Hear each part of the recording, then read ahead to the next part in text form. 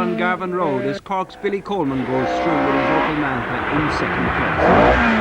German champion Carrignavar has by now retired the Audi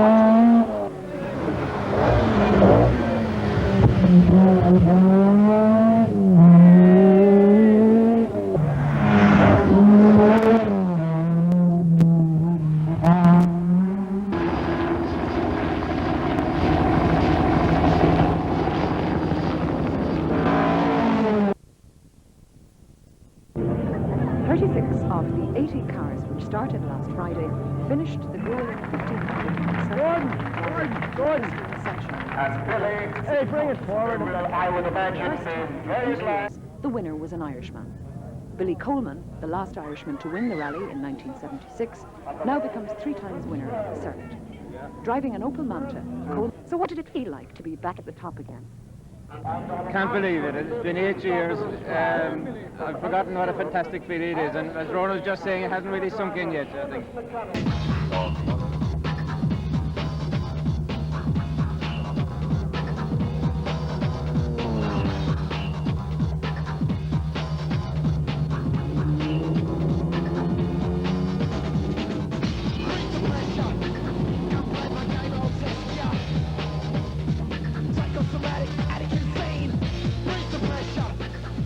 All right, images there from 2 very different periods. First of all, you saw Ireland's most successful and popular rally driver for many years, Billy Coleman, followed by some more recent high-speed thrills and spills from someone who definitely has motor racing in his blood. He's 18, his name is Robbie, and he's the son of Billy Coleman, and both are here with a car.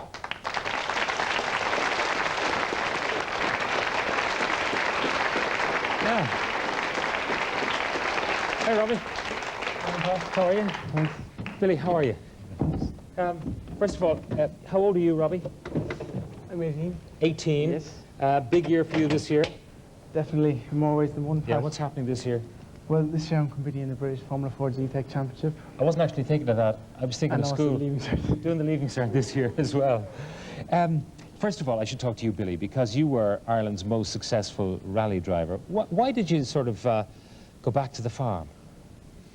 That's really all I wanted to do, Pat. I was a reluctant rally driver in ways, but I obviously enjoyed the driving, but I wasn't as single-minded as, for example, this young man is. You know, he doesn't seem to want to do anything else, so which is a very good starting point. Now, at the time when you were in the game, was there a lot of money to be made? At the end of my career, it was just becoming interesting. Obviously, with television was coming in a big way, and but before that, it was kind of the hobbyist who was involved in rallying. I was a paid driver as such, but it's really only since the television money came in that it's taken off, you know. Yeah. So. At the height of your career, and when the most sophisticated machinery that you had your hands on, how fast would you be going down those narrow roads? In the last few years I drove Porsches with Rothmans, and probably the fastest car I drove was the Metro 6R4, which would have had a capability of, you know, 150 maybe. I had to bring Nigel Mansell for a spin in it one time in the Isle of Man, and we were testing tyres, and the Rothmans brought him along, but he told me he wouldn't do it for any bloody money. He said it was too dangerous. And I mean, I obviously thought the same about his game, but you know. Yeah, well, at least, you know, when you're on a track, you get to know the track, but when you're rallying, I mean, you don't know what's around the next corner. Sure, I mean, you but think you do, but you don't. You're dependent on your co-driver, and he's a very important part of the team.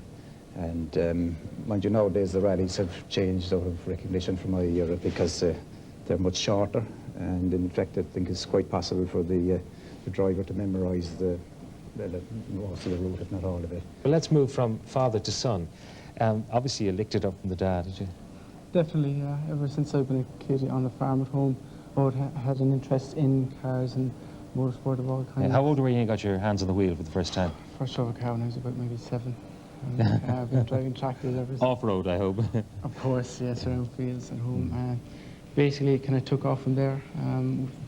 Started when I was 14 in go-karts, and just to see what it was like, and we seemed to do all right in that, and it just took off. Yeah, because I mean, the Schumacher brothers started off in go-karts. Definitely, it's kind of the breeding ground for the drivers of today in Formula 1. If you can prove yourself in karts, you just excel.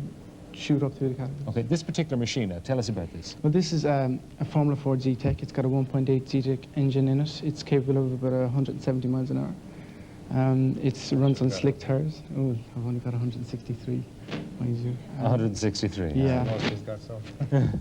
We race around England as a 15-round championship and also a European championship. And all of these cars are standard cars. They're all supposed to be pretty identical, are they? Well, more or less. There's two basic types of chassis. This is a Van Diemen, and there's a Miguel as well, which also go in England. But it gives you a good idea of how good your competitors are and how good you are against them. Yeah, they're close enough in that a good driver will stand out in them. Yeah. And this year in England, I moved on it. Last year I raced in Ireland, I did quite well. This year I'm racing in England, and everybody there is totally 100% dedicated, and they're the best in the world. It's essentially a world championship. There's drivers from all over the world there. Okay, and this is where the Hackinens are going to come from, and the Schumachers and the Eddie Irvines of the future. From. It's the proven training ground for the Formula 1 drivers of today. Basically, if you do well there, you're on your way. So you see the leaving cert as some sort of thing to get out of the way, is that it? Well, the leaving cert is interfering with my racing at the moment. I've completed my French hours there, and straight away I was on a plane over to Donington Park to go testing. It's difficult, but I'm managing. Yeah. Who's financing you? I mean, your overalls are covered in sponsors. It is definitely an expensive game, which is why sponsorship is essential. We've had some help from Ford, from Cuisine de France, and also from JG Kelly Supplies in Monaghan. Helped us out greatly this year. Sadly, this game is not all about how good you are. I mean, drivers who have the determination and the ability to do very well sometimes and often don't make it because the finance isn't there. Classic example, Jenson Button has made it and he's 20. He's a very good driver by all accounts, but his management team is exceptional, and they say that is half the secret. Half the secret, okay. You're not worried about him flying along the circuit at 170 or, in fact, 200 miles an hour in a Formula 1, which is your ultimate objective? Well, frankly, Pat, if it were even, I'd say 6 or 8 years ago, I wouldn't allow him to race in this class because the tracks have become so much safer now. I mean, you can never rule out a freak accident, but these cars are extremely strong also. And I think the safety has just improved out of all recognition. So, I mean, I don't enjoy watching it, frankly. You're terrified for him? Well, not really, but I'm afraid of the old ticker, you know. I prefer you know. The deal is, I want a pit pass for your first Formula 1 race, Robbie, in maybe 4 years' time. Robbie Coleman. We'll be watching you carefully. Robbie and Billy Coleman. Thanks very much for being on the show. Thanks a million. Yeah. Okay, we're sticking with...